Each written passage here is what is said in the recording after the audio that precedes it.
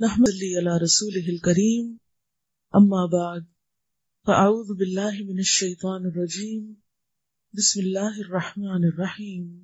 New year, سال کے جانے کا غم منائیں کہ سال کے آنے کی خوشی منائیں؟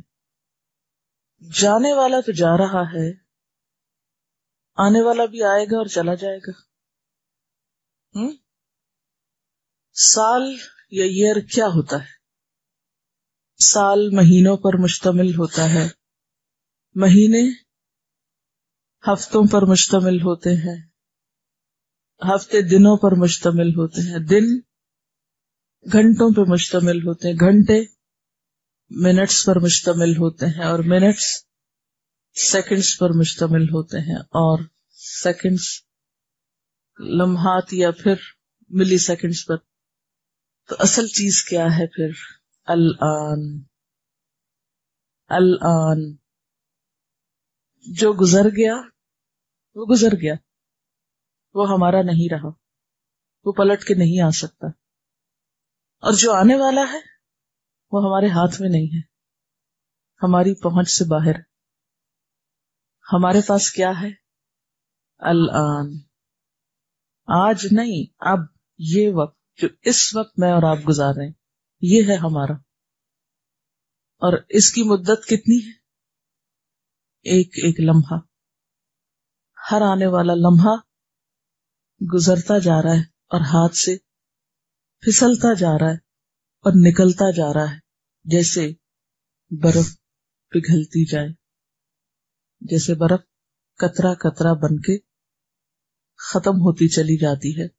پہاڑوں کی چوٹیاں ڈھکی بھی ہوتی ہیں، لیکن جب وہ پگھلنے پہ آتی ہے تو بالکل ختم ہو کے رہ جاتی، چوٹیاں پھر اسی طرح خالی دکھائی دینے لگتی، اجڑ جاتی، وہ قطرہ قطرہ بن کے پگھل جاتا ہے۔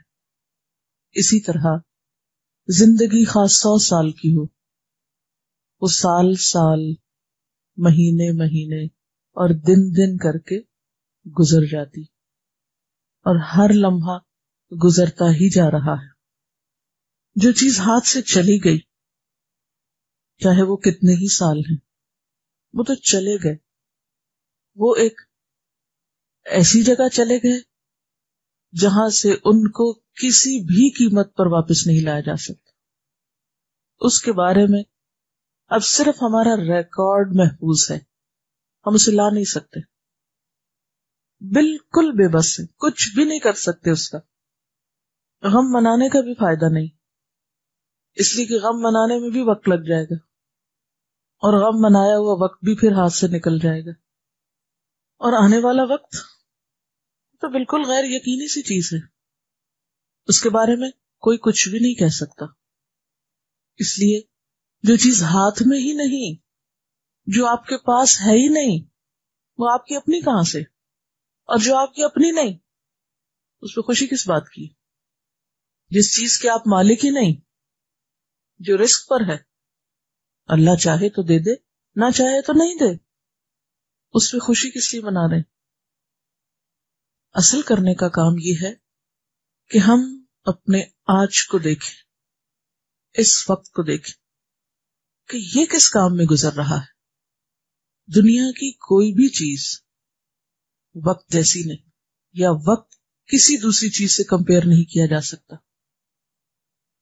بڑی سے بڑی دولت آپ سنبھال سکتے ہیں، سونا چاندی، روپیہ پیسہ، ہیرے جواہرات، لاک کر دیجئے، روک لیجئے، آپ کے ہاتھ میں ہے، آپ ان کے مالک ہیں، چاہیں رکھیں چاہے لٹائیں، جو چاہیں کریں، آپ کا اس پہ بس چلتا ہے۔ لیکن وقت ہیرے جواہرات سے زیادہ قیمتی، اس پہ آپ کا بس نہیں چلتا، یہ آپ کے ہاتھ میں نہیں ہے، یہ آپ کے اختیار میں نہیں ہے، اس کو آپ روک نہیں سکتے، اس کو آپ خرید نہیں سکتے، اس کو آپ بیچ نہیں سکتے۔ اس کے ساتھ تو بس ایک ہی چیز ہو سکتی ہے، اور وہ کیا؟ کہ اس کو بہتر سے بہترین میں استعمال کیا جائے۔ کامیاب وہی ہے جو اس کو اچھی طرح استعمال کرنا جانے، اچھی طرح استعمال کرنا جانے. جس نے استعمال کر لیا وقت اس کا ہو گیا. یہ پاس کرنے کی چیز نہیں، کیونکہ وہ تو خود ہی پاس ہوتا چلا جاتا ہے، پاسٹ بنتا جاتا ہے. یہ کاٹنے کی چیز نہیں، وہ تو خود ہی کٹتا چلا جاتا ہے، آپ کے پاس رکتا ہی کہاں ہے، تو کٹ کٹ کے گرتا جاتا ہے، تو بہتا جا رہا ہے. تو صرف استعمال کرنے کی چیز. اور پھر یہ کہ کون اسے سب سے بہتر اور سب سے اہم کاموں میں استعمال کرتا ہے. قرآن پاک میں وقت کے لیے یا وقت کے ریفرنس سے 2 صورتیں آئی ہیں. ایک ہے العصر اور دوسری ہے الدہر. عصر کا معنی ہے وقت اور دہر کا معنی ہے زمانہ.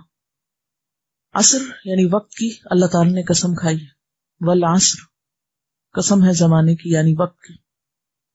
ان الانسان لفی خسر، بلا شبہ، بے شک، یقینی طور پر انسان خسارے میں ہے. یعنی وقت گواہ ہے کہ انسان نقصان اٹھا رہا ہے، یعنی انسان کا سرمایہ گھلتا چلا جا رہا ہے. اس نقصان سے صرف وہ بچ سکتا ہے جو ایمان لا کر نیک کام کرے، ایک دوسرے کو حق بات بتائے، ایک دوسرے کو اچھی بات بتائے، اور ایک دوسرے کو حق پہ تھام کے رکھے، صبر کی تلقین کرے، نہ خود پھسلے نہ ساتھیوں کو پھسلنے دے. کیونکہ اگر دوست، ساتھی، آس پاس کے لوگ پھسلے تو پھر تم بھی نہیں بچ سکو گے. سب ایک دوسرے کو پکڑ کر رکھے، سب ایک دوسرے کو سیدھا رکھے، سب ایک دوسرے کو سنبھالے، سب ایک دوسرے کے مددگار ہوں. تو گویا ایک ہے ہمارا ذاتی کردار، ایک ہے ہمارا ذاتی استعمال وقت کا، اور دوسرا ہے ہمارا انسانوں کے ساتھ گزرا ہوا وقت، جسے ہم اوائڈ نہیں کر سکتے. لیکن اگر ہم اس کو صحیح استعمال کرنا چاہیں تو پھر لازم ہے کہ اس میں ہم حق کی پیروی کریں. صرف خود اچھا بننے سے بات نہیں بنے گی جب تک کہ دوسروں کو بھی، جن کے ساتھ آپ اٹھتے بیٹھتے ہیں، جن کے ساتھ آپ کی محبتیں ہیں، جن کے ساتھ آپ کا لین دین ہے، جن کے ساتھ آپ کا تعلق ہے. کیونکہ انسان تو سوشل اینیمل کہلایا، حالانکہ انسان کے لیے اینیمل کا لفظ درستی نہیں ہے. انسان انسان ہے، وہ اینیملز کی قسم میں سے نہیں ہے. لیکن کہنے کی بات ہے، کہا یہ جاتا ہے، بہت سی چیزیں غلط العام مشہور ہیں. بہرحال انسان خسارے میں ہے. انسان تنہا نہیں رہ سکتا. انسان کو انسانوں کے ساتھ لازماً تعلقات رکھنے پڑتے ہیں، اور انسان کا ایک بڑا وقت انسانوں کے ساتھ گزرتا ہے. اس وقت میں خسارے سے بچنے کے لیے کیا ضروری ہے پھر؟ کہ ہم اس وقت میں دوسروں کو بھی حق پر چلانے کی کوشش کریں، ان کو بھی حق پر قائم رکھیں، ان کو بھی سیدھا کرتے رہیں، ان کو بھی احساس زیاں دلاتے رہیں، ان کو بھی نقصان کا یا زیاں کا احساس دلاتے رہیں.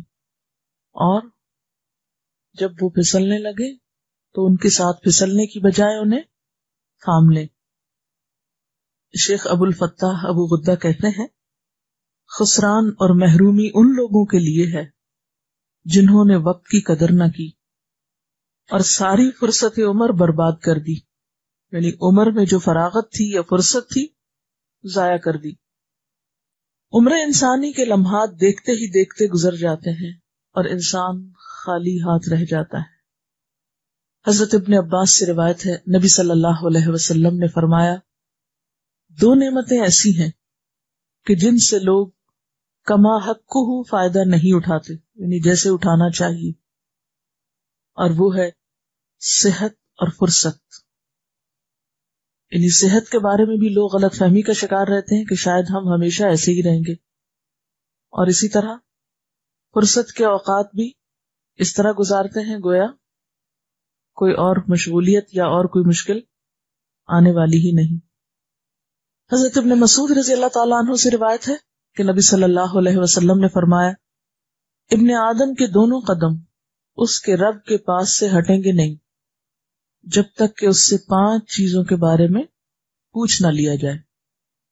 نمبر 1، اس نے اپنی عمر کہاں صرف کی، کوئی دوسرے لفظوں میں اپنا وقت کیسے استعمال کیا، کن کاموں میں لگایا، کیونکہ عمر کس چیز کا نام، وقت کا نام یا وقت گزارنے کا نام ہے۔ دوسرے، اپنی جوانی کس کام میں خرچ کی، جو عمر کا بہترین حصہ ہے، جس میں انسان کی ساری صلاحیتیں بہترین طریقے پہ کام کرتی ہیں۔ تیسرے، اس نے مال کہاں سے کمایا۔ چوتھے، کس کام میں لگایا۔ پانچویں، کتنا عمل کیا اپنے علم میں سے، یعنی جو سیکھا اس پر عمل کیا کیا۔ حضرت ابو بکر صدیق دعا کیا کرتے تھے، اے اللہ ہمیں کہیں اندھیرے میں نہ رہنے دے، یعنی کسی معاملے میں ہم کسی غلط فہمی کا شکار نہ ہو، ہماری کج فہمیوں پر ہمیں نہ پکڑنا، اور ہمیں وقت سے بے پرواہی والا نہ بنانا، یعنی وقت کی کیئر کرنے والا، پرواہ کرنے والا بنانا۔ حضرت عمر فاروق کہا کرتے تھے، اے اللہ میرے لیے اوقات میں برکت فرما، یعنی میرے وقت میں برکت پیدا کر دے کہ میں تھوڑے وقت میں زیادہ کام کر سکوں۔ اور کس طرح ان کی دعا قبول ہوئی، اور انہیں صحیح مصرف میں لانے کی توفیق دے، یعنی میرے اوقات اور لمحات کو درست کاموں میں استعمال کرنے کی توفیق دے۔ اوقات کو درست کس طریقے پر استعمال کیا جا سکتا ہے، اس کے بارے میں جنید بغدادی کہتے ہیں کہ تم ہر لمحے یہ دیکھتے رہو کہ اللہ سے کتنے قریب ہوئے، شیطان سے کتنے دور ہوئے، جنت سے کتنے قریب ہوئے، اور دوزخ سے کتنے دور ہوئے۔ یعنی یہ ایک پیمانہ انہوں نے دیا اپنے وقت کے استعمال کو جانچنے کا، کہ واقعی تم بہترین کام میں استعمال کر رہے ہو یا نہیں۔ جو بھی کام تم کر رہے ہو، جو بھی وقت تم گزار رہے ہو، وہ تمہیں کس کے قریب کر رہا ہے، اللہ تعالیٰ کے قریب یا شیطان کے قریب، جنت کے قریب یا دوزخ کے قریب۔ ابن الجوزی رحمۃ اللہ علیہ فرماتے ہیں، عمر کی سانسوں میں سے ہر سانس ایک جوہر ہے۔ جوہر کا معنی معلوم ہے نا آپ کو، جول، جس کا معاوضہ کوئی چیز نہیں ہو سکتی۔ ہیرے جواہرات میں سے آپ قیمتی سے قیمتی کو دیکھیں، اس کا کوئی نہ کوئی ایک خاص معاوضہ ہوتا ہے، یعنی اس کا ایک خاص معاوضہ ہوتا ہے، لیکن ایک سانس پوری دنیا بھی دے کر آپ لینا چاہیں ایکسٹرا، یا ایک لمحہ جو پوری دنیا کی قیمت سے بھی خریدنا چاہیں تو وہ نہیں آپ کو مل سکتا۔ لیکن ہم اتنی قیمتی دولت کو کس طرح لٹاتے چلے جاتے ہیں کہ اسے بہترین میں استعمال نہیں کرتے۔ عامر بن قیس ایک تابعی تھے، ان سے ایک شخص نے کہا، آؤ بیٹھ کر باتیں کریں، آؤ بیٹھ کر کچھ گپ شپ لگائیں، کوئی باتیں کریں۔ انہوں نے جواب دیا، تو پھر ذرا سورج کو بھی ٹھہرا لو کہ وہ آگے نہ جائے، تو پھر ہم بیٹھ کے باتیں کرتے رہتے۔ یعنی اگر وقت نہ گزرے تو ٹھیک ہے، ادھر ادھر کی فضول گپ شپ کریں گے، اور اگر اس گپ شپ کی قیمت اتنا قیمتی وقت دینا ہے تو پھر سوچنے کی بات ہے کہ کس چیز میں گزار رہے ہیں۔ اس کا یہ مطلب نہیں کہ بات کرنے منع اور خاموش رہے انسان، اس کا مطلب یہ ہے کہ انسان بیکار کی باتوں میں اور ایسے موضوعات پر گفتگو نہ کرے کہ جس سے کچھ حاصل نہیں۔ ابن جریر طبری ہر روز 14 ورقے لکھتے تھے، یعنی 14 ورقے، ورقہ 2 پیج کا ہوتا ہے۔ انہوں نے اپنی عمر عزیز کا ایک لمحہ بھی فائدے کے بغیر نہیں گزارا، ہر وقت کچھ نہ کچھ مفید کام کرتے تھے۔ فتح ابن خاقان کے بارے میں آتا ہے، عباسی خلیفہ متوکل کے وزیر تھے، کہ وہ اپنی آستین میں ہر وقت کوئی نہ کوئی کتاب رکھتے، اور جب انہیں سرکاری کاموں سے ذرا سے بھی فرصت ملتی، یعنی تھوڑے سے بھی انتظار کے لمحات بیچ میں آتے، وہ فوراً کتاب نکال کے پڑھنا شروع کر دیتے، یہ تھوڑی دیر بھی وہ ضائع نہیں کرتے تھے۔ البیرونی کے شوق کا عالم یہ تھا کہ حالت مرض میں مرنے سے چند منٹ پہلے ایک فقیہ جو ان کی مزاج پرسی کرنے آئے تھے، ان سے علم الفرائض یعنی وراثت کا مسئلہ پوچھ رہے تھے۔ تو بات یہ ہے کہ قرآن پاک کی روح سے، نبی صلی اللہ علیہ وسلم کے ارشادات کی روح سے، اور صحابہ کرام اور تابعین کے عمل کے نمونے ہم سامنے رکھیں تو ایک کامن چیز جو نظر آتی ہے وہ یہ کہ یہ وقت جو ہمیں ملا ہے، یہ زندگی جو ہمیں ملی ہے، یہ سال اور مہینے جو ہمیں ملے ہیں، یہ دراصل ہمارے پاس ایک بہت بڑا خزانہ ہے. ہمارا امتحان اس میں یہ ہے کہ اس خزانے کو کس چیز کے خریدنے میں استعمال کرتے ہیں، کس طرح اسے استعمال کرتے ہیں، کن کاموں میں لگاتے ہیں. اور پھر وہی معیار کہ سالوں کا نہیں، لمحوں کا جائزہ لیں، لمحوں کو گنے، لمحوں کا حساب لیں کہ ان سے کیا خرید رہے ہیں. کیونکہ ایک لمحہ یا ایک سانس ایک جوہر ہے، ایک ہیرا ہے. ایک ہیرا خریدنے کے لیے انسان کیا کرتا ہے؟ زندگی بھر انتظار کرتا رہتا ہے کہ کچھ پیسے جمع ہو تو کچھ ایسی چیز خریدی جائے. تو اللہ تعالیٰ نے ان سانسوں کی شکل میں ایک ایک سانس ایک ہیرے سے قیمتی، کیونکہ ہیرا بھی پیسوں سے مل جاتا ہے، ایک سانس جو چلا جاتا ہے وہ نہیں واپس آتا. یہ دیکھیں کہ اتنی قیمتی چیز کو کس کام میں لگایا جا رہا ہے. اب سوال یہ پیدا ہوتا ہے کہ پھر کریں کیا؟ کیا جانے والے وقت کا افسوس کرتے رہیں، آنے والے کے بارے میں خوش ہوتے رہیں، یا وقت ایک خاص موڑ پر آئے تو اس موقع پر ایکسائٹیڈ ہو جائیں، راتوں کو جاگیں، گھومیں پھریں، شور ہنگامہ کریں، اچھل کود کریں، شغل میلہ کریں؟ اس رویے کو کیا نام دیں گے؟ یا یہ کہ نیا سال آ جائے تو کسی کو کارڈ لکھ کر بھیج دیں اور کارڈ خریدنے میں وقت لگائیں؟ یعنی زندگی کس لیے ہے؟ کیا کل کا دن جو نئے سال کا پہلا دن ہوگا آج کے دن سے کچھ مختلف ہے؟ نہیں، اسی طرح سورج نکلے گا، اسی طرح غروب ہو جائے گا. وہ تو ہم نے نام دیا نا. یہ تو سال و ماہ کی تقسیم کس لیے ہے؟ پہچان کے لیے ہے. یہ اس لیے تو نہیں ہے کہ کسی ایک دن کو آپ بہت زیادہ اہمیت دے کر اس میں آپ اپنے روٹین کے کام بھی چھوڑ بیٹھیں اور جو کر رہے ہیں وہ بھی نہ کریں، چھٹی منائیں اور اپنے وقت کو بیکار لغو کاموں میں گزار دیں اور سمجھے کہ اس سے حق ادا ہو گیا. تو یہ ایک بہت بڑی بھول ہوگی. اصل بات کیا ہے کہ انسان اپنی اس عمر عزیز کو، جس کی ایک ایک سانس ایک ایک ہیرے سے قیمتی ہے، اس کی حفاظت کرنا جانے، اس کو بہترین طریقے سے استعمال کرنا جانے. اور بہترین طریقے سے استعمال کیا ہے کہ اس وقت کے بارے میں آپ اپنی زندگی کو صحیح طور پر پلان کریں، اپنے اوقات کی بہترین تقسیم کریں.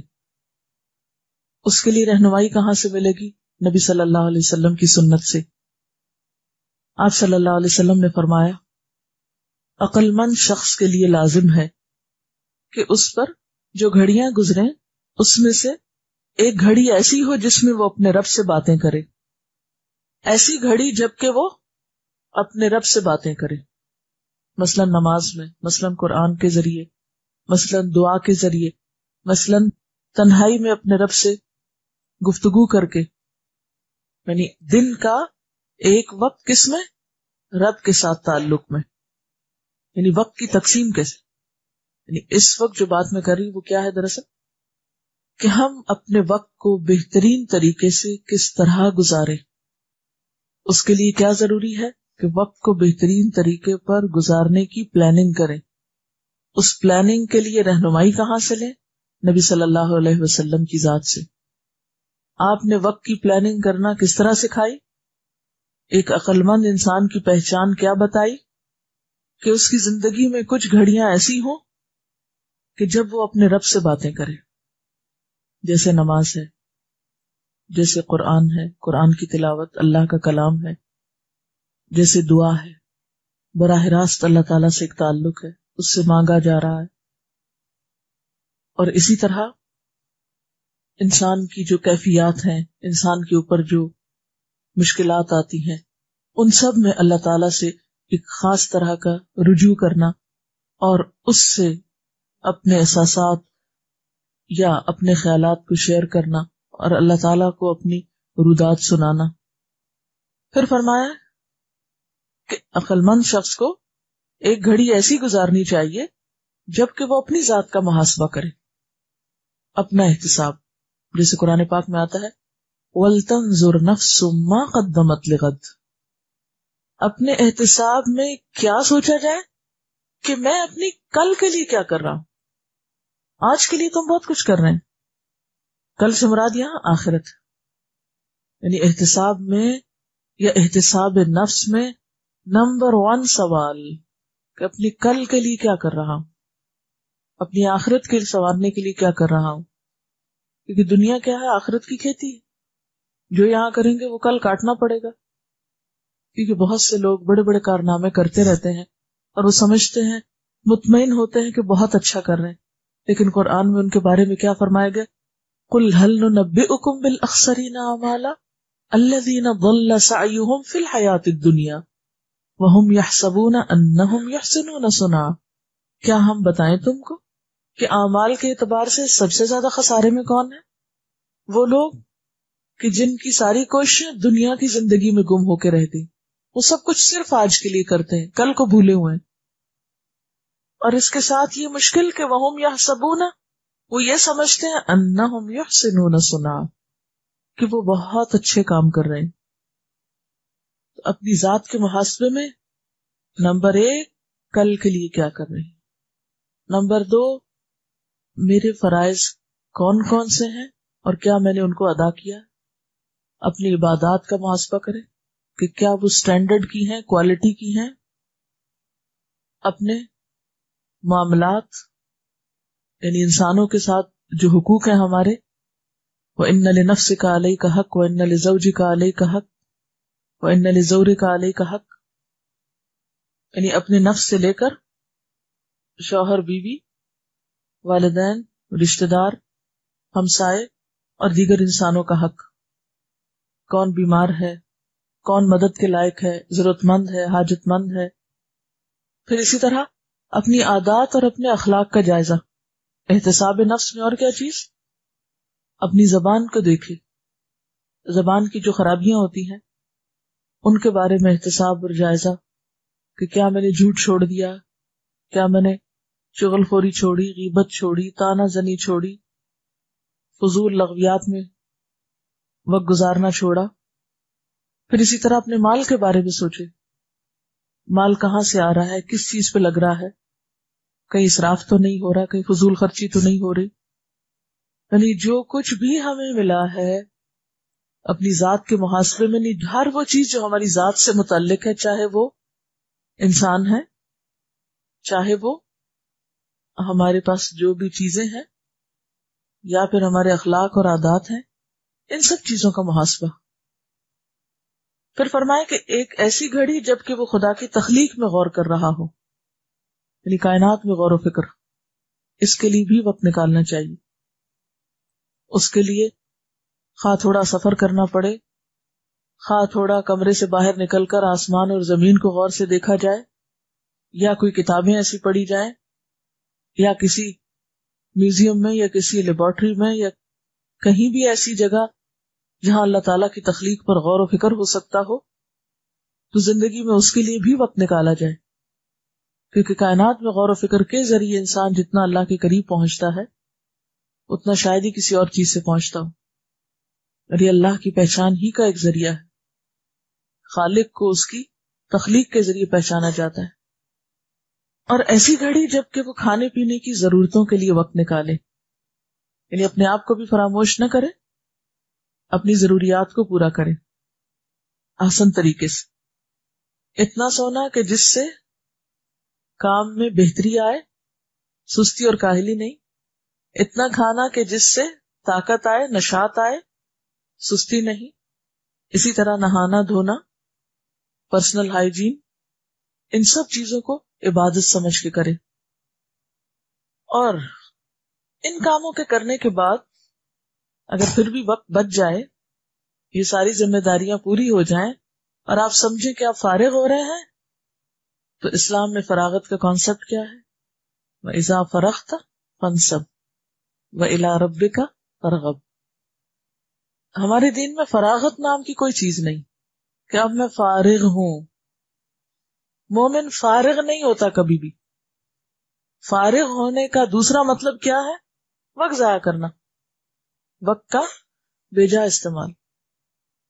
اگر ایسا وقت ہو کہ جس میں آپ ایکٹیولی کوئی کام نہ کر پا رہے ہوں، تو اس صورت میں بھی آپ کیا کر سکتے ہیں؟ ذکر الہی کر سکتے ہیں. آپ کا اپنا کام ختم ہو گیا، آپ کسی اور کی مدد کر سکتے ہیں. آپ کے اپنے ٹارگٹ اچیو ہو گئے، آپ کے اپنے ایمز میں آپ کامیاب ہو گئے، تو اب آپ کیا کریں؟ دوسروں کی طرف نظر ڈالیں. اگرچہ روٹین میں آپ دوسروں کی مدد کرتے بھی ہیں، لیکن اس سے زیادہ پہ چلے جائیں، اپنے رب کی عبادت میں اور کثرت کریں. فَإِذَا فَرَغْتَ فَانْصَبْ، پھر سے تھکائیں خود کو. وَإِلَىٰ رَبِّكَ فَارْغَب، اپنے رب کی طرف رغبت کریں، اس کی طرف رجوع کریں. عموماً جب ہمارے پاس کوئی کام نہیں ہوتا تو ہم بور ہونے لگتے ہیں، پھر ہم اپنے لیے اوٹ پٹانگ مشغلے ڈھونڈتے ہیں جس سے نہ اپنی ذات کو کوئی فائدہ ہوتا ہے نہ انسانوں کو کوئی فائدہ ہوتا ہے. بیکار کے کام کرنے لگتے ہیں. تو زندگی کم تر درجے کے کام کرنے کے لیے نہیں. ہیرے جواہرات سے آپ یا ہیرے جواہرات کے بدلے میں آپ بیکار سنگریزے اور پتھر نہیں لیتے، وہ نہیں خریدتے. کبھی آپ ایسا نہیں کریں گے کہ سونا دے کر مٹی خریدیں. تو وقت تو سونے سے بھی قیمتی، اس کو لگائیں ایسے کاموں میں جس کا نہ دنیا میں کوئی فائدہ ہو نہ آخرت میں کوئی فائدہ ہو. تو اس سے زیادہ خسارے کا یا نقصان کا سودا اور کوئی نہیں ہو سکتا. تو گویا ہمیں وقت کو صرف استعمال نہیں کرنا، صرف اچھے کاموں میں نہیں، یعنی بہتر سے بہترین میں، اعلیٰ ترین میں، اور اس کے لیے کچھ بھی قربان کرنا پڑے، کچھ بھی لگانا پڑے، مال و دولت، ہیرے جواہرات، کچھ بھی دے کر بہترین کام کر سکے تو بہترین کے لیے وقت نکالیں. اس کے لیے ایک چھوٹی سی مثال ہے. امام بخاری کے ایک استاد تھے. ایک دفعہ لکھتے لکھتے ان کا قلم ٹوٹ گیا تو انہوں نے آواز لگائی، کوئی مجھے نیا قلم 1 دینار میں دے دے. اور دینار بہت بڑی رقم تھی ایک قلم کے لیے. مثلا یہ ایسے ہی جیسے کوئی کہے کوئی مجھے 1000 روپے میں پین دے دے. تو لوگوں نے قلموں کی بارش کر دی. ہر ایک تجارت کا موقع ہاتھ آیا تو انہوں نے فوراً لیا بہترین قلم اسی وقت، تاکہ ان کے وقت کا ایک لمحہ ضائع نہ ہو، کیونکہ ان کے نزدیک 1 دینار کی کوئی قیمت نہ تھی اس وقت کے مقابلے میں جسے وہ استعمال کرنا چاہتے. بعض اوقات ہمارا حال کیا ہوتا ہے، سستی چیزیں خریدنے کے لیے سارا دن بازاروں میں خالی کر کے وقت ضائع کرتے. نہیں یہاں سے یہ سستا نہیں، بھاؤ تاؤ کرنے میں، جھگڑے کرنے میں، ادھر نہیں، اس مارکیٹ چلتے ہیں، اس نے حالانکہ بعض اوقات اتنا ہی کرایہ لگا کے وہ پیسے پورے کر دیتے ہیں صرف دل کی تسلی کہ یہ چیز یہاں 2 روپے سستی اور 2 روپے مہنگی. پھر اسی طرح بعض لوگوں کے پاس درہم و دینار نہیں ہوتے تھے کہ وہ کتابیں خرید سکے یا اعلیٰ قلم خرید سکے، تو وہ کیا کرتے تھے، کرائے پہ کتاب فروشوں کی دکان لے کر ساری رات کتابیں پڑھتے تھے. مثلا جاہز کے بارے میں آتا ہے کہ وہ بک سیلرز کی دکان کو رات بھر کے لیے کرائے پہ لے لیتے تھے. میں تمہیں اتنے پیسے دوں گا، یہ 1 رات مجھے اس میں رہنے دو. دن میں تو نہیں رہ سکتے کیونکہ خرید و فروخت ہو رہی ہوتی تھی، تو رات بھر اس میں رہ کے کرائے پر پوری رات کتابیں پڑھتے تھے، کیونکہ ان کے نزدیک علم کی قدر و قیمت تھی. کیونکہ وہ سب خرید نہیں سکتے تھے تو انہوں نے یہ حل نکالا. ابن رشد کا نام آپ نے سنا ہوگا. ابن رشد کے بارے میں آتا ہے کہ وہ اپنی زندگی میں جو شعوری زندگی تھی اس میں صرف 2 راتوں کو مطالعہ نہیں کر سکے تھے. صرف 2 راتیں ان کی زندگی میں ایسی گزری کہ جس میں وہ کچھ پڑھ نہیں سکے تھے، ورنہ وہ ہر رات کو پڑھتے تھے. اور ہماری زندگی میں شاید کوئی 2 راتیں ہوں جس میں ہم ساری رات پڑھے ہوں. یہ ضروری نہیں کہ ابن رشد ہر روز ساری رات پڑھتے تھے، لیکن انہوں نے دن کے علاوہ رات کا بھی کچھ وقت علم حاصل کرنے کے لیے مخصوص کر رکھا تھا، کیونکہ رات کے وقت تھوڑی دیر پڑھنا پوری رات کے قیام سے زیادہ افضل. جوینی ایک مشہور متکلم ہے، فقیہ ہیں. ان کے بارے میں آتا ہے امام غزالی کے بھی استاد تھے. جوینی کہتے ہیں کہ میں سونے اور کھانے کا عادی نہیں ہوں. مجھے دن اور رات میں جب نیند آتی ہے سو جاتا ہوں، جب بھوک لگتی کھا لیتا ہوں. ان کا اپنا ایک طریقہ تھا زندگی گزارنے کا کہ ان چیزوں کی ان کے نزدیک وہ اہمیت نہ تھی کہ اس کے لیے بہت اہتمام کر کے گھنٹوں لگاتے. ان کو اصل غرض کس سے تھی؟ کام سے، پڑھنے سے. ابن الجوزی کی چھوٹی بڑی کتابوں کی تعداد 1000 ہے، یعنی 1000 کتابیں لکھی ہیں انہوں نے. وہ اپنی عمر کا ایک منٹ بھی ضائع نہیں کرتے تھے. اس وقت فاؤنٹین پین تو نہیں ہوتے تھے، لوگ کلمے تراش کر کر کے لکھتے تھے. تو کہتے ہیں کہ انہوں نے لکھتے وقت جو قلم وہ تراشتے تھے تو اس کے تراشے وہ جمع کرتے جاتے تھے. جب وہ فوت ہوئے تو ان تراشوں کو جلا کر پانی گرم کیا گیا جس سے انہیں غسل دیا گیا. ایک قلم کو گھڑنے میں، یعنی آپ پینسل شارپ کرتے ہیں تو کتنا اوپر سے اترتا ہے، اگر اس کو جمع کرنا شروع کر دیں تو وہ مرنے کے بعد اتنی دیر تک جلتا رہے. ظاہر ہے کہ بڑی کوانٹٹی ہوگی تبھی جلے گا کہ جس سے پورے مردے کو نہلانے کا پانی گرم ہو جائے. اس واقعے سے سبق یہ ملتا ہے کہ انہوں نے لکھنے میں کتنا وقت لگایا ہوگا اور کتنے قلم گڑے ہوں گے.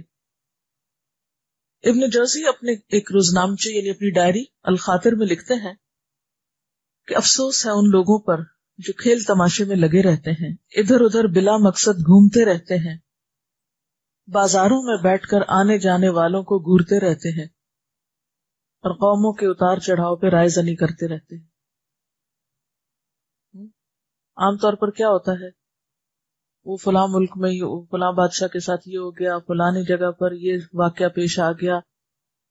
عموماً لوگوں کی عادت کیا ہوتی ہے، اخبار پڑھ لی، پھر اخبار پڑھنے کے بعد خبروں پہ تبصرہ شروع کر دیا، کبھی اس سے ڈسکس کیا، کبھی اس سے کیا، کبھی اس سے کیا. کچھ دیر جھوٹی سچی خبریں پڑھنے میں گزر گئی، کچھ اس پہ تبصرہ کرنے میں. یعنی اس کا یہ مطلب نہیں کہ تبصرہ کرنا نہیں چاہیے، لیکن مومن کی زندگی کا ایک ایک لمحہ قیمتی ہوتا ہے. وہ ہر چیز سے ایک سبق اور عبرت تو لیتا ہے، لیکن بیکار کی ڈسکشن اور گفتگو کے لیے اس کے پاس وقت نہیں ہوتا. اور بہت سی باتیں انسان جب پڑھتا ہے تو اسے پڑھ کر کبھی خود سے بھی ڈسکس کرنا چاہیے، اپنے اندر بھی غور و فکر کرنا چاہیے، کیونکہ کثرت کلام جو ہے، گفتگو کی زیادتی جو ہے، یہ بہت سے اوقات کو ضائع کرنے کا اور برباد کرنے کا سبب ہوتا ہے. جتنی لاتعال باتیں کرتے چلے جائیں گے اتنا ہی وقت نکلتا چلا جائے گا اور آپ کو احساس بھی نہیں ہوگا. آپ دیکھیں کہ ہمارے ٹائم ویسٹرز کون سے ہیں؟ میں سمجھتی ہوں سب سے نمبر 1 ٹیلی فون ہے. ایک ایک کال پہ آپ بعض اوقات 15 منٹ 20 منٹ آرام سے صرف کر لیتے ہیں. پہلے یہ ہوتا تھا کہ کوئی کسی کے پاس جائے اور بیٹھے تو بات کرے، اب یہ کہ جب چاہے فون پر 15-20 منٹ لگا لے، احساس بھی نہیں ہوتا، نہ کرنے والوں کو نہ سننے والوں کو. تو عموماً ہم جو وقت ضائع کرتے ہیں اس میں کئی اسباب ہوتے ہیں. نمبر 1 تو ذاتی سبب ہے، ہم خود اپنے وقت کی ضائع کرنے کا. ہم خود ہمارے ذاتی مسائل اور ہماری نفسیاتی کیفیات جتنا ان میں الجھا ہوتا ہے اتنا ہم وقت ضائع کرتے ہیں. کوئی نقطہ اندر کھٹک رہا ہے، کوئی خلیج دل میں پل رہی ہے، کوئی سستی ہے، کوئی کمزوری ہے، کوئی کاہلی ہے، کچھ خواہشات نفس ہے. یہ سب کچھ مل کر وقت کے ضائع کرنے کا سبب ہوتی. کیا ہے؟ پڑھنے کو دل نہیں چاہ رہا، بور ہو رہے ہیں، موڈ نہیں ہے. یعنی سب سے بڑا سبب اپنی زندگی کو ضائع کرنے کا ہم خود ہیں، ہمارا نفس ہے. اور پھر ہم ظلم یہ کرتے ہیں کہ نہ صرف یہ کہ خود اپنا وقت ضائع کرتے ہیں بلکہ دوسروں کو بھی ساتھ کرتے ہیں. مثلا کوئی نقطہ ہمارے ذہن میں اٹک گیا، کوئی جذباتی کیفیت ہم پہ گزر گئی، کوئی رونے کی بات ہے، خود کیسے روئیں ساتھ کسی کو جب تک نہ رلائیں. ہنسنے کی بات، ٹھیک ہے، ہر چیز کا ایک وقت ہوتا ہے، یہ زندگی کا حصہ ہے. یہ نہیں کہا گیا ہمیں کہ نہ ہنسو نہ رو، نہیں. اگر اس وقت ہمارا ہنسنے کو جی چاہ رہا ہے تو پھر ہماری کوشش ہوگی کہ صاحب اپنا کام چھوڑ دیں اور ہمارے ساتھ ہنسے، یا ہم اپنا کام بھی چھوڑ دیں. اگر ہمارا اس وقت رونے کا موڈ ہے تو پھر ہم دوسروں کو بھی کام چھوڑا کے ان کا وقت ضائع کریں گے، یا پھر یہ کہ اپنے فرائض کو چھوڑ کے بیٹھ کے صرف روتے رہیں گے. کام کرنے والا رکھا ہوا ہے اور ہم رو رہے ہیں کیونکہ اس وقت رونا آ رہا ہے. اپنے نفس پہ قابو ہی نہیں ہے، سیلف کنٹرول ہی نہیں ہے، اپنے جذبات کی کوئی لگام ہی نہیں ہے. اپنے آپ کو جب تک خود ہم سیدھا نہیں کرتے، جب تک اپنے اوپر خود قابو نہیں پاتے، کوئی ہم کو سکھا نہیں سکتا، کوئی ہم کو سمجھا نہیں سکتا، کوئی ہم کو بچا نہیں سکتا. سب سے بڑے دشمن ہم نمبر 1 اپنے آپ کے خود ہیں. اچھا، بعض اوقات ہمیں ہر وقت نئے نئے تجربے کرنے کا، نئے نئے ایکسپیرینس کرنے کا، نئی نئی چیزیں بیکار کی جاننے کا بہت شوق ہوتا ہے. یعنی کوئی ایک کام نہیں زندگی میں لگ کے کریں گے، کبھی یہ کر لیا کبھی وہ کر لیا. اچھا وہ کیا کر رہا ہے، اپنے کام سے کوئی غرض نہیں. اچھا یہ کیا کر رہا ہے، وہ کیا کر رہا ہے، وہ کیا کر رہا ہے. دوسروں کے اوپر تجسس، اپنی عقل استعمال ہی نہیں کی، دوسروں کے کام میں دخل اندازی. راہ جاتے دوسروں کو کام چھڑا کے ان کو ڈسٹرب کر کے، پھر یعنی نہ اپنے وقت کی قدر ہے نہ کسی اور کے وقت کی قدر ہے. پھر اسی طرح پاپولیرٹی کا بڑا شوق ہوتا ہے بعض اوقات ہمیں، کہ ہم سب میں ہر دل عزیز ہو جائیں، مقبول ہو جائیں، سب ہمیں چاہیں. اس کے لیے الٹی سیدھی حرکتیں کریں گی. پھر اسی طرح پرفیکشنسٹ کہلانے کا شوق ہوتا ہے. اب اس شوق کی وجہ سے بعض اوقات ہم ایسی چیزوں پر زیادہ ٹائم لگانے لگتے ہیں، یہ زیادہ محنت کرنے لگتے ہیں کہ جن کے بغیر بھی کام چل سکتا ہے.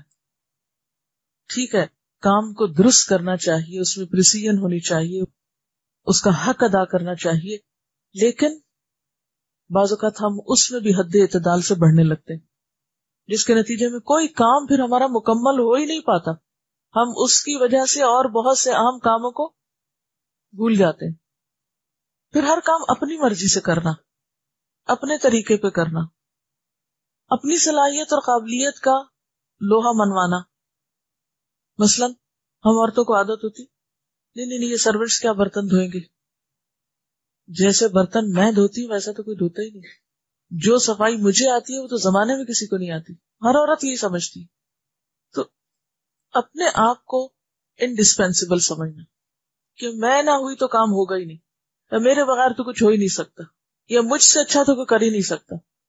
اور اس شوق میں یعنی خود کو منوانے کے شوق میں پھر بہت سے کام بیکار کے اپنے ذمہ لے لینا، یا اپنی صلاحیتوں کو کم درجے کے کاموں اور چیزوں میں ضائع کرتے رہنا. پھر اسی طرح سستی، ٹال مٹول، چیزوں کو ڈیلے کرنے کی عادت. اچھا پھر کبھی کر لیں گے، کوئی ضروری آج ہی کریں پھر ہو جائے گا، اچھا کل کر لیں گے. تو کسی بزرگ نے کہا تھا کہ داناؤں کے رجسٹر میں کل کا لفظ نہیں ملتا، وہ اپنا سب کام آج ہی کرتے ہیں. عقل مندی اس لفظ کو قبول نہیں کرتی، یہ خیالی پلاؤ پکانے والوں کا سہارا ہے. اچھا پھر کر لیں گے. پھر اسی طرح کاموں کو ادھورا چھوڑ دینا. اچھا بعض کام جب ہم ادھورے چھوڑتے ہیں تو پھر دوبارہ کہاں سے کرنے پڑتے ہیں، شروع سے کرنے پڑتے ہیں، اس میں بھی وقت ضائع ہوتا ہے. پھر کچھ وجوہات جو ہیں وہ معاشرے کی طرف سے ہوتی، ہماری کچھ رسم و رواج، کچھ طور طریقے ایسے ہیں جن میں ہم بندھے ہوئے ہیں، جکڑے ہوئے ہیں. مثلا آپ کسی میت پہ چلے جائیں، چاہے وہاں کچھ نہ کریں، گھنٹوں بیٹھے رہیں. کسی شادی پہ چلے جائیں، انتظار کرتے رہیں، ابھی بارات آئے گی، ابھی فلاں آئے گا، فلاں آئے گا، پھر کھانا لگے گا، پھر کھانا کھایا جائے گا، پھر کھانا کھا کے جو گپ شپ شروع ہوتی ہے اس میں تو رات ختم ہو جائے، لیکن ہمارے شوق کی کوئی انتہا نہیں ہوتی. تو ہمارا جو معاشرتی سیٹ اپ ہے یا طریقہ کار ہے وہ ایک بہت بڑا سبب ہے اوقات کو ضائع کرنے کا، کیونکہ ہمارے معاشرے میں عمومی طور پر وقت کی کوئی قدر و قیمت نہیں ہے، نہ اپنے کی نہ کسی اور کی. اب مثلا شادیوں میں کیا ہوتا ہے، بیٹھے آپ گھنٹوں انتظار میں، معلوم نہیں کس کے، ہاتھ پہ ہاتھ دھرے بیٹھے ہیں. کچھ لوگ تو بےچارے صرف چپ کر کے بیٹھے ہی ہوتے ہیں اور کچھ بھی نہیں کرتے، ذکر بھی نہیں کرتے. ان پر تو اور ترس آتا ہے، کاش انہیں پتا ہوتا کہ ایک ایک لمحہ جو یہ گزار رہے ہیں یہ ان کو خسارے ہی کی طرف لے جا رہا ہے. یہ کون سی دولت ضائع کر رہے ہیں جو کبھی واپس نہیں آئے گی. پڑھنا لکھنا یا کوئی اور مفید کام کرنا کہ کسی کو کوئی اچھی بات بتانا، یہ تو بہت دور کی بات ہے. تو یہ جو انتظار کی لمبے طویل اوقات ہیں، چاہے وہ بس سٹاپ پر ہو، چاہے وہ گھر میں کسی کا ہو رہا ہو یا کسی بھی جگہ پر، انتظار کا وقت گزارنا یا انتظار کے لمحات استعمال کرنا ہمیں بالکل نہیں آتا. تو جو شخص اپنے مختلف چیزوں میں، کیونکہ اب ہم سارا سیٹ اپ تو نہیں بدل سکتے، کیسے آپ معاشرے کو ایک اوور نائٹ چینج لا سکتے ہیں اس میں، تو وہ تو نہیں تبدیل ہو رہا، تو آپ کو خود ہی تبدیل ہونا ہے. آپ کو اب سوچنا ہے کہ آپ اپنے ان اوقات کو کس طرح استعمال کریں. پھر وہی چیک رکھیں اپنے اوپر کہ یہ لمحہ مجھے کس کے قریب کر رہا ہے، جنت کے کتنے قریب کر رہا ہے. جب آپ کوئی کام کر ہی نہیں رہے تو جنت تو بڑا ہی مہنگا سودا ہے. الا ان سلعۃ اللہ غالیہ، جنت تو مہنگا سودا ہے، سب سے مہنگی چیز ہے جنت، جس چیز کا کوئی تصور کر سکے، اور وہ وقت کے اچھے استعمال سے ہی خرید سکتے ہیں آپ۔ اب یہاں اس بحث میں جانے کی ضرورت نہیں کہ وہ تو اللہ کی رحمت سے ملے گی، پھر ہم دوسری طرف نکل جاتے ہیں، چونکہ اللہ کی رحمت سے ملے گی اس لیے وقت کو جیسے چاہیں استعمال کر لیں، اس کو جیسے چاہیں ضائع کر دیں۔ تو یہ جو ہمارے معاشرتی طور طریقے ہیں، انہی معاشرے کے موجودہ سیٹ اپ کے اندر رہتے ہوئے اس کو بہتر سے بہتر بنانا، اس کے لیے ہم تھوڑا سا سوچ لیتے ہیں، آپس میں ڈسکس کر لیتے ہیں کہ ہم مثلاً کیا کچھ کر سکتے ہیں، فرصت کے لمحات اور اوقات کہاں کہاں ہمیں ملتے ہیں، اور ان کو ہم کس کس طرح بہترین سے بہترین طور پر استعمال کر سکتے ہیں۔ ہمارے ہاں عموماً یہ رواج ہو گیا کہ چاہتے ہوئے اور نہ چاہتے ہوئے شادیوں کے موقع پر اتنی بھیڑ اکٹھی کر لی جاتی ہے، اور صرف یہ سوچ سوچ کر کہ فلاں کیا کہے گا اگر اس کو نہیں بلایا، فلاں کیا کہے گا، فلاں کیا کہے گا، حالانکہ دیکھا جائے تو لوگ نہ جا کر راضی ہیں نہ گھر رہ کے راضی ہیں۔ یہ ایک قابل فخر بات سمجھی جاتی کہ ہماری شادی میں فلاں فلاں نے شرکت کی یا اتنے زیادہ لوگ آئے، تو پاپولیرٹی کا شوق ہے نا، خود نمائی کا شوق ہے، تو کچھ پڑھنے کا رکھ لیں، کچھ ایسے لوگوں کو ملے، وہاں ہو سکتا ہے کچھ لوگ ایسے ہوں جن سے آپ بہت عرصے سے ملے نہ ہوں، کوئی ضروری کام ہو، کچھ اچھی چیزیں ان کو بتا سکتے ہیں، ڈسکس کر سکتے ہیں، کسی بیمار کا حال پوچھ سکتے ہیں، خود اپنے کرنے کا، اور اگر کوئی بھی چیز آپ سمجھتے نہیں کر سکتے تو ایٹ لیسٹ ذکر تو کر ہی سکتے ہیں، جس کے لیے آپ کو کسی سے کچھ لینے دینے کی ضرورت نہیں۔ سب سے پہلا کام تو آپ یہ کریں کہ اپنی پرائرٹیز مقرر کریں۔ اگر آپ وقت بچانا چاہتے ہیں اور بہترین استعمال کرنا چاہتے ہیں تو اپنی پرائرٹیز کی لسٹ بنائیں۔ یہ آپ کا ہوم ورک بھی ہے کہ کون سے وہ کام ہیں جو آپ کو ہر صورت کرنے ہی کرنے ہیں اور کرنے چاہیے، ان کو لکھ لیں، کیونکہ ان میں سے کسی بھی کام کی بھول آپ کو دنیا اور آخرت کے نقصان سے دوچار کر سکتی۔ وہ کون سی چیزیں ہیں جو آپ کے اوپر فرض کے درجے میں ہیں، جو آپ کے اوپر ایک ذمہ داری کی شکل میں، اور ان کی پھر کچھ ڈیٹیلز بھی لکھ لیں، آئندہ کی پلاننگ اور اپنے پروجیکٹس۔ پھر آپ دیکھیے کہ اپنے جو بھی ایمز ہیں یا جو بھی آپ کے آبجیکٹیوز ہیں ان کو اوقات کے ساتھ باندھیں، یعنی صرف ایمز یا پرائرٹیز کو نہیں رکھیں بلکہ یہ بھی دیکھیں کہ کون سا کام کس وقت میں کرنا ہے اور پھر کون سا کام کس وقت تک کرنا ہے۔ یہ بھی بے حد ضروری، یعنی دو طرح سے، ایک تو وہی جو پہلے تقسیم میں نے آپ کو بتائی جو نبی صلی اللہ علیہ وسلم نے ہمیں دی کہ ایک وقت عبادت کے لیے، ایک وقت کائنات میں غور و فکر کے لیے، ایک وقت کھانے پینے کے لیے وغیرہ وغیرہ۔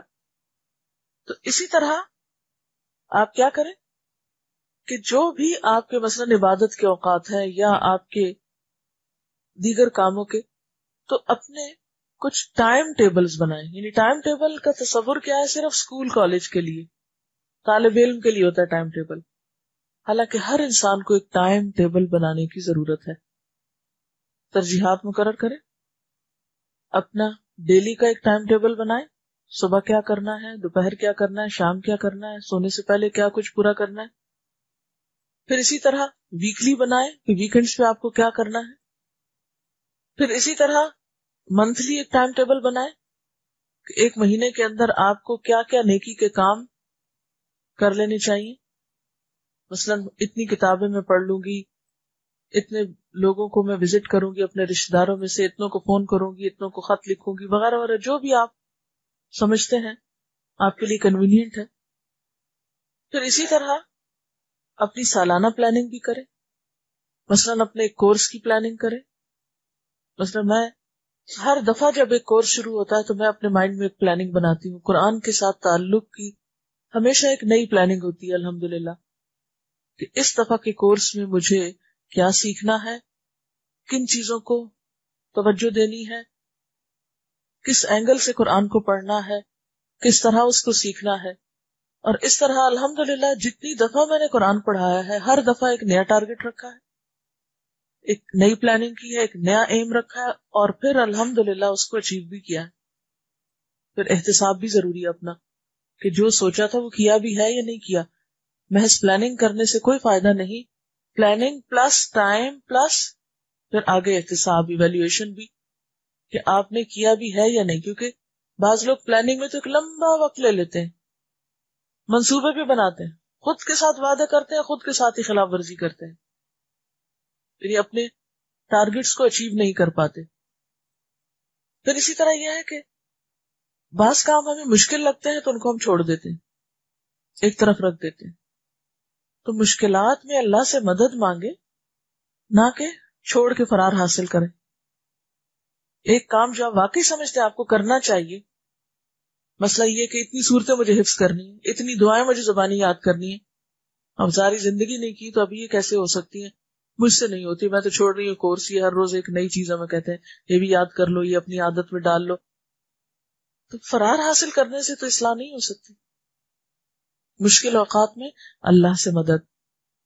ایک حدیث میں آتا ہے, آپ نے حضرت ابو امامہ سے پوچھا, کیا بات ہے میں تمہیں مسجد میں نماز کے اوقات کے علاوہ بھی دیکھتا ہوں, کیا کرتے ہو مسجد میں, اتنا وقت کیوں لگاتے ہو یہاں؟ انہوں نے عرض کیا, یا رسول اللہ صلی اللہ علیہ وسلم, کچھ فکریں ہیں, کچھ قرضے ہیں جو مجھ سے چمٹے ہوئے ہیں. اور یہ جو افکار اور ہموم ہوتے ہیں نا, جو انسان کے اوپر ایک ذمہ داری کی شکل میں ہوتا ہے, اور وہ انسان کو کھائے جاتے ہیں, اور ان فکروں میں انسان کی صلاحیتیں, طاقتیں بھی کم ہوتی ہیں, وہ جو انرجی اس میں لگتی ہے وہ کسی اور کام میں لگنی چاہیے. تو آپ صلی اللہ علیہ وسلم نے فرمایا, میں تمہیں ایسی دعا نہ بتاؤں جو اگر تم پڑھنا شروع کر دو تو اللہ تمہاری فکر بھی دور کر دے گا اور قرضہ بھی ادا کر دے گا. انہوں نے عرض کیا کہ ہاں یا رسول اللہ صلی اللہ علیہ وسلم, ضرور بتائیے. آپ نے فرمایا, یہ دعا صبح شام پڑھ لیا کرو, اللہم انی اعوذ بک من الہم والحزن واعوذ بک من العجز والکسل واعوذ بک من الجبن والبخل واعوذ بک من غلبۃ الدین وقہر الرجال. فرمایا کہ اگر صبح اور شام یہ پڑھ لو گے تو تمہاری ساری فکریں دور ہو جائیں گی. حضرت ابو امامہ فرماتے ہیں, یہ وہ بتاتے ہیں کہ جب میں نے اس پہ عمل کیا تو اللہ تعالیٰ نے میری فکریں دور کر دی اور میرا قرض ادا کر دیا. تو وَاسْتَعِينُوا بِالصَّبْرِ وَالصَّلَاةِ. شادی کا معاملہ ہے, شادی نہیں ہو رہی اور فکر مند ہے, یا مالی معاملات میں پریشانی ہے, یا اولاد کے معاملے میں پریشانی ہے, کسی بھی معاملے میں اگر کوئی پریشانی تو صبح شام اس دعا کو لازم پکڑ لیں. کتنی دیر لگتی ہے اسے ایک دعا کو مانگنے میں؟ تو آپ نے ان کا سارا وقت بچا دیا نا, کہ یہ جو نماز کے اوقات کے علاوہ تم بہت دیر تک یہاں رہتے ہو, فکر مند رہتے ہو, پھر کبھی کچھ پڑھتے ہو کبھی کچھ. تو جب تک ایک کام کا طریقہ نہیں آتا ہوتا نا, یہ ایک ٹارگٹ پتہ نہیں ہوتا, یا وہ ذریعہ نہیں معلوم ہوتا کہ کس طریقے سے کون سا کام کرنا ہے, تو وہ جہالت والی بات پر انسان ادھر ادھر ہاتھ پاؤں مارتا رہتا ہے. اسی طرح حضرت جویریہ رضی اللہ تعالیٰ عنہا جو ہے, وہ مصلی پہ بیٹھی تھی, آپ صلی اللہ علیہ وسلم نماز کے لیے نکلے, وہ بیٹھی تھی, آپ واپس آئے تو بیٹھے, پوچھا تم اس وقت سے یہیں بیٹھے؟ کہا میں اس وقت سے یہیں بیٹھی. فرمایا کہ 4 کلمات ایسے ہیں, اگر تم 3 دفعہ کہو تو تمہیں اس سارے وقت میں جو کچھ تم نے کیا اس سے زیادہ اجر مل جائے گا.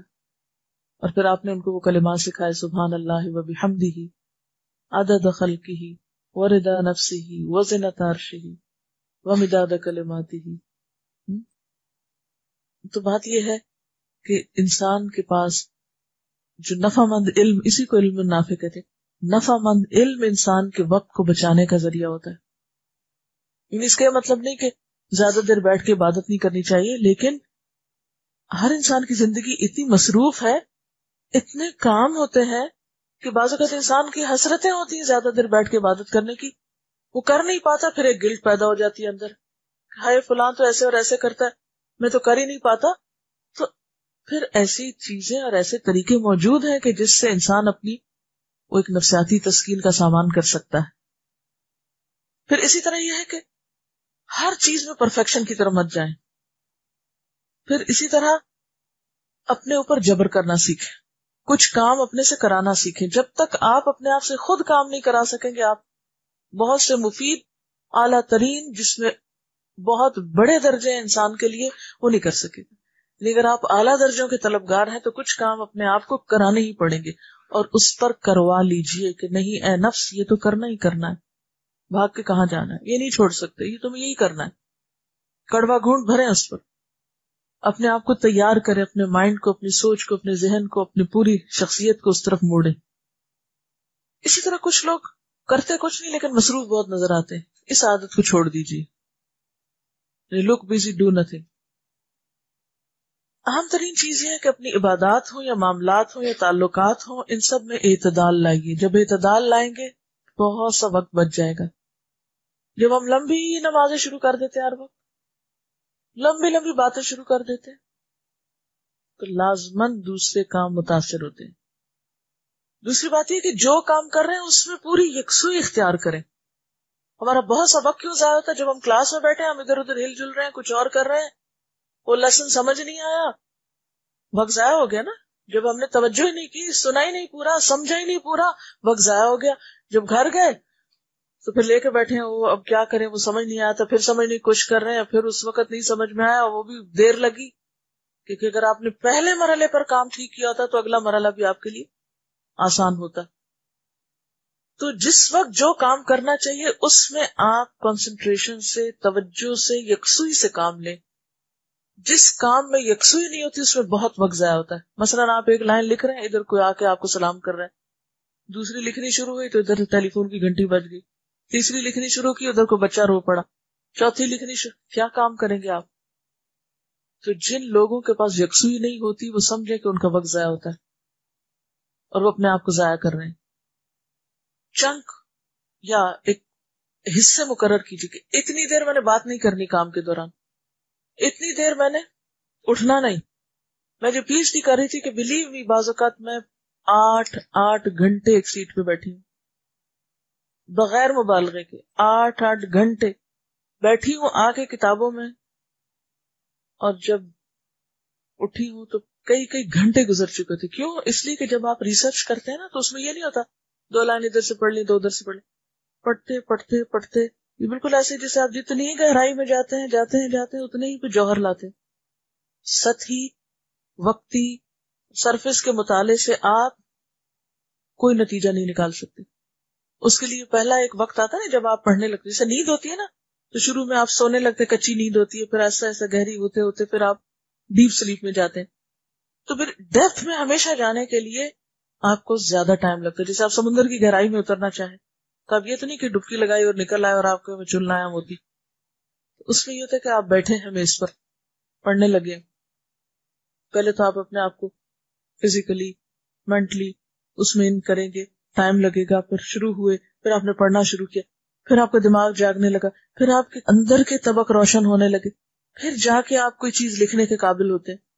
پھر جب آپ لکھنے لگے تو پھر آپ نے جو اس وقت سوچا جو آپ کے اندر، اسے نکال کے رکھ لیں، لکھ لیں. اگر آپ نہیں نہ لکھے اور اٹھ گئے بیچ میں تو کیا ہوگا؟ دوبارہ جب آئے گے پھر آپ کو پچھلا سارا پروسیجر دہرانا پڑے گا. تو کچھ کام ایسے ہوتے ہیں کہ جن میں انسان کو واقعی جم کے ایک خاص محدود وقت کے لیے لگ کے کام کرنا چاہیے، ورنہ کیا نہ کیا برابر ہو جاتا. ہر کام کی نیچر ایسے نہیں ہوتی، لیکن جن کاموں کی آپ کوالٹی چاہتے ہیں اور جو کام واقعی آپ کی زندگی کی پرائرٹی ہے، اور اس میں ہمیں نماز سے سبق سیکھنا چاہیے. میں جتنا بھی نماز پہ غور کرتی ہوں تو مجھے اس کے فائدے ہی فائدے نظر آتے ہیں.